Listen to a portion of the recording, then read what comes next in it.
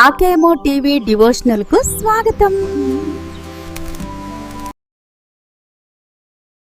ఆ రోజు సాయంత్రం రాజమ్మ లక్ష్మి గారెల బుట్ట పట్టుకొని కూర్చుంటారు.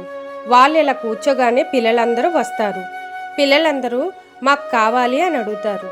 అప్పుడు రాజమ్మ అంటది, అసలే గారెలంటే ఆ పరమశివుడికి ప్రీతి, మీలాంటి వాళ్ళకి ఊరికే పెట్టేస్తానా ఏంటి అని అంటది. అప్పుడు పిల్లలు, అయితే మాకు ఇవ్వవా పెద్దమ్మ అని అడుగుతారు. అప్పుడు రాజమ్మ అంటది, పెడతా కానీ ముందు నాకు మాట చెప్పండి, బలం ఉన్నవాడు గొప్ప లేక ఓపిక ఉన్నవాడు గొప్ప అని అడుగుతుంది. అప్పుడు పిల్లలందరూ బలం ఉన్నవాడే గొప్ప పెద్దమ్మ అని అంటారు. అప్పుడు రాజమ్మ అంటది, అక్కడే పప్పులో కాలేశారా, ఆ పులి కూడా అలాగే అనుకొని ఆఖరికి శివయ్య ముందు ఎలా బుక్ అయిందో తెలుసా, చెప్తా వినండి. ఒకప్పుడు ఒక దట్టమైన అడవిలో ఒక పొగరుబోతు పులి ఉండేది. అడవిలో పులి గంభీరంగా నడుచుకుంటూ వస్తుంది. అక్కడ ఎదురుగా వస్తున్న తాబేలును చూసి వెటకారంగా నవ్వుతుంది. అప్పుడు పులి అంటాది, ఆగు ఏ తాబేలు, అసలు నువ్వు నడుస్తున్నావా లేక అక్కడే పడుకున్నావా? ఈ భూమి మీద అత్యంత వేగంగా పరిగెత్తే శక్తి నాది. నా బలం ముందు నువ్వెంత? ఒక్క గర్జనకు అడవి గజగజ వణికిపోతుంది. నీలాంటి అసమర్థులను చూస్తుంటే నాకు నవ్వొస్తుంది. అసలు నువ్వు ఈ అడవిలో ఉండటమే దండగా అని అంటాది. అప్పుడు తాబేలు తలెత్తి మెల్లిగా అంటాది, పులిరాజా, భగవంతుడు ఒక్కొక్కరికి ఒక్కో శక్తిని ఇచ్చాడు. నీకు బలం ఉంటే నాకు సహనం ఉంది. బలం ఒక్కటే ఎప్పుడూ గొప్పతనం కాదు రాజా, కొన్నిసార్లు ఓపిక కూడా ప్రాణాలను కాపాడుతుంది అని అంటాది. అప్పుడు పులి వెటకారంగా, ఓపిక, ఆకలి వేస్తే నా బలం నాకు ఆహారాన్ని పెడుతుంది. నీ ఓపిక ఏ రోజైనా నిన్ను కాపాడుతుందా? ఈ లోకం బలవంతుడిది, నీలాంటి మెల్లిగా నడిచేవాళ్ళది కాదు అని అంటాది.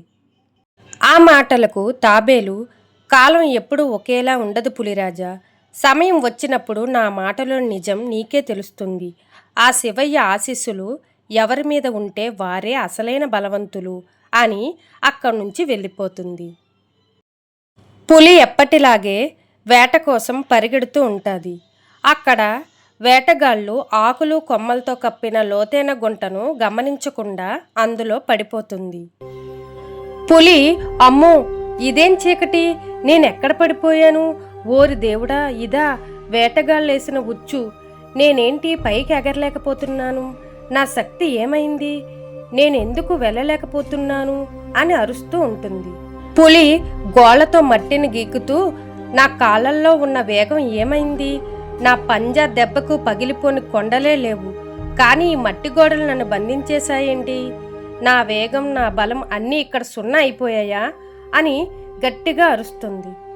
పులి చాలాసేపటికి దీనంగా అరుస్తూ, ఎవరైనా ఉన్నారా, నన్ను కాపాడండి, ఆకలితో నేను వేటాడిన జంతువులే గుర్తొస్తున్నాయి, ఇప్పుడు నన్నే ఎవరో వేటాడబోతున్నారు, కాపాడండి, ఎవరైనా కాపాడండి, నా వేగం ఇక్కడ పనిచేయడం లేదు, నా గర్వం నన్ను ఈ గోతిలో పడేసింది, కాపాడండి అని అరుస్తూ ఉంటుంది. ఈ అరుపులు అక్కడ ఉన్న తాబేలుకి వినిపించి అక్కడికి చేరుకుంటుంది. తాబేలు అంటది, పులిరాజా కంగారు పడకు, నేను నిన్ను కాపాడుతాను అని అంటాది. అప్పుడు పులి, నువ్వు ఇంత చిన్నదానివి, నన్ను ఎలా కాపాడతావు అని అంటాది. అప్పుడు తాబేలు, ఆ శివయ్య సంకల్పం ఉంటే ఏదైనా చెయ్యొచ్చు అని దగ్గరలో ఉన్న రాళ్లను కర్ర ముక్కలను పేర్చుకుంటూ గుంతలో పడేస్తూ ఉంటుంది. చుట్టుపక్కల ఉన్న రాళ్లను ఎండు కొమ్మలను తన నోటితో కాళ్లతో మెల్లిగా గుంటలోకి నెడుతుంది. పులి వాటి మీద ఎక్కి నెమ్మదిగా పైకి వస్తుంది. పైకి వచ్చాక తాబేలుతో ఇలా అంటుంది, నన్ను క్షమించు, ఇందాక నిన్ను ఎంత మాట అన్నాను, నిన్ను చూసి నవ్వుకున్నాను, నా బలం చూసి విర్రవీగాను, కానీ ఇప్పుడు చూడు, నా బలం నన్ను కాపాడలేకపోయింది, నేను తక్కువ చేసిన నీ ఓపికే ఈరోజు నా ప్రాణం నిలబెట్టింది అని పులి తాబేలుకి దండం పెడుతుంది.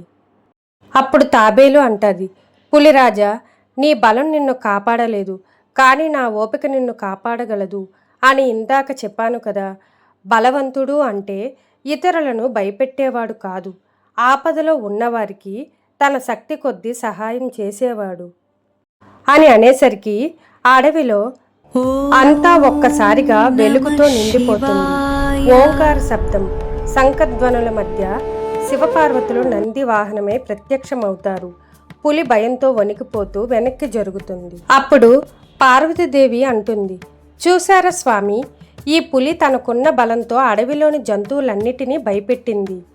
కానీ తనకంటే చిన్నదైన ప్రాణి ముందు ఈరోజు తలవంచాల్సి వచ్చింది.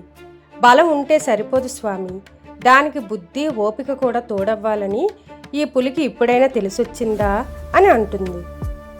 చూసా మృగరాజా, బలం ఉంటే వేట గెలవచ్చు, కానీ వివేకం ఉంటేనే ప్రాణాన్ని గెలవచ్చు. తాబేలు నీకు సాయం చేసింది అంటే అది దానికి నీ మీద ప్రేమ ఉండి కాదు, అది తన ధర్మాన్ని నెరవేర్చింది.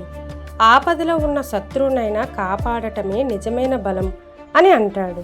అప్పుడు పులి స్వామికి నమస్కరిస్తూ, స్వామి, నన్ను క్షమించండి, నేను ఇంతకాలం ఈ తాబేను చూసి నవ్వుకున్నాను, దీనికి బలం లేదని హేళన చేశాను. కానీ ఈరోజు నా ప్రాణాలు కాపాడింది ఇదే, ఇంకెప్పుడు చిన్న ప్రాణులను తక్కువ చేసి చూడను అని అంటాది. ఇప్పుడు రాజమ్మ అంటాది, చూశారుగా, పులిని తాబేలు కాపాడింది. ఇప్పుడు నా ప్రశ్న ఏంటంటే, పులిని కాపాడటం ద్వారా తాబేలు ధర్మాన్ని నెరవేర్చిందా, లేక తనని ఎప్పుడు వేటాడి తినే పులిని కాపాడి తప్పు చేసిందా? రేపు ఆ పులి మళ్ళీ ఆకలి వేస్తే అదే తాబేలుని తినేస్తే అప్పుడు దానికి బాధ్యుడు ఎవరు? ఆలోచించి కామెంట్ చేయండి. పిల్లలు, ఈ గారెలు మీకోసమే, హాయిగా తినండి అని అంటుంది.